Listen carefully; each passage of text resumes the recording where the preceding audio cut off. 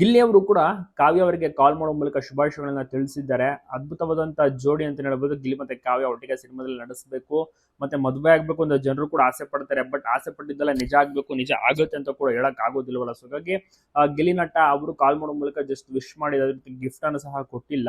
But ಖುಷಿ ಆಗಿದ್ದಾರೆ ಕಾವ್ಯ ಅವರು ಗಿಲ್ಲಿ ವಿಶ್ ಮಾಡೋದಕ್ಕೆ. ಮತ್ತೆ ತುಂಬಾ ಅಭಿಮಾನಿಗಳು ಸಹ ಕೇಳಿದ್ರು ಗಿಲ್ಲಿ ಅವರು ಕಾಲ್ ಮಾಡಿದ್ರೆ ಗಿಫ್ಟ್ ಕೊಟ್ರು ಹಾಗೆ ಹೇಗೆ ಅಂತ. ಕಾವ್ಯ ಅವರು ಇಲ್ಲ ಅಂತ ಒಂದು ಈವೆಂಟ್ ಗೆ ಹೋಗಿರ್ತಾರೆ, ಸೀರಿಯಸ್ ಇವೆಂಟ್. ಎಲ್ಲರೂ ಕೂಡ ತುಂಬಾ ಜನ ಪ್ರಶ್ನೆ ಮಾಡಿದ್ರು ಮತ್ತೆ ಹುಟ್ಟುಹಬ್ಬ ಶುಭಾಶಯಗಳನ್ನ ತಿಳಿಸ್ತಾರೆ, ಕೇಕ್ ಕಟ್ ಮಾಡಿಸ್ತಾರೆ.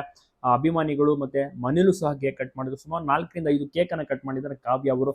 ಲಾಸ್ಟ್ ಇಯರ್ ಗಿಂತ ಈ ವರ್ಷ ತುಂಬಾನೇ ಹುಟ್ಟುಹಬ್ಬ ಗ್ರ್ಯಾಂಡ್ ಆಗಿ ಸೆಲೆಬ್ರೇಟ್ ಮಾಡ್ಕೊಂಡಿದ್ದಾರೆ. ಕಾರಣ ಬಿಗ್ ಬಾಸ್ ಕಾರ್ಯಕ್ರಮ ಮುಗಿದ್ಮೇಲೆ ಇಷ್ಟೊಂದು ನೇಮ್ ಫೇಮ್ ಎಲ್ಲವೂ ಕೂಡ ಸಿಕ್ಕಿರೋದು. ಸೊ ಹೀಗಾಗಿ ಇದನ್ನಂತೂ ಮರೆಯೋಕೆ ಸಾಧ್ಯನೇ ಇಲ್ಲ ಕಾವ್ಯ ಅವರು. ನಿಮ್ಗೆ ಅನ್ಸುತ್ತೆ? ನಿಮ್ಗೂ ಕೂಡ ಇಷ್ಟನ ಕಾವ್ಯ ಹುಟ್ಟುಹಬ್ಬ ತುಂಬಾ ಚೆನ್ನಾಗಿ ನೆರವೇರಿದ್ದು ಜನರೆಲ್ಲರೂ ಕೂಡ ಖುಷಿ ಪಟ್ಟಿದ್ದಾರೆ. ಖುಷಿಯನ್ನು ಸಹ ವ್ಯಕ್ತಪಡಿಸಿ ಕಮೆಂಟ್ಸ್ ಗಳಲ್ಲೆಲ್ಲ ಶೇರ್ ಮಾಡ್ಕೋತಾರೆ, ಫೋಟೋ ಶೇರ್ ಮಾಡ್ಕೋತಾರೆ. ಇನ್ನು ಅನೇಕ ಅಭಿಮಾನಿಗಳು ಮನೆ ಹತ್ರನೇ ಬಂದು ಗಿಫ್ಟ್ ಅನ್ನು ಸಹ ಕೊಟ್ಟು ಫೋಟೋವನ್ನು ಕೂಡ ತೆಗೆಸ್ಕೊಂಡು ಹೋಗಿದ್ದಾರೆ. ಇದಕ್ಕಿಂತ ಖುಷಿ ವಿಚಾರ ಇನ್ನೇನ್ ಬೇಕಲ್ವಾ. ಕಾವ್ಯ ಅವರು ತುಂಬಾನೇ ಖುಷಿಯಾಗಿದ್ದಾರೆ.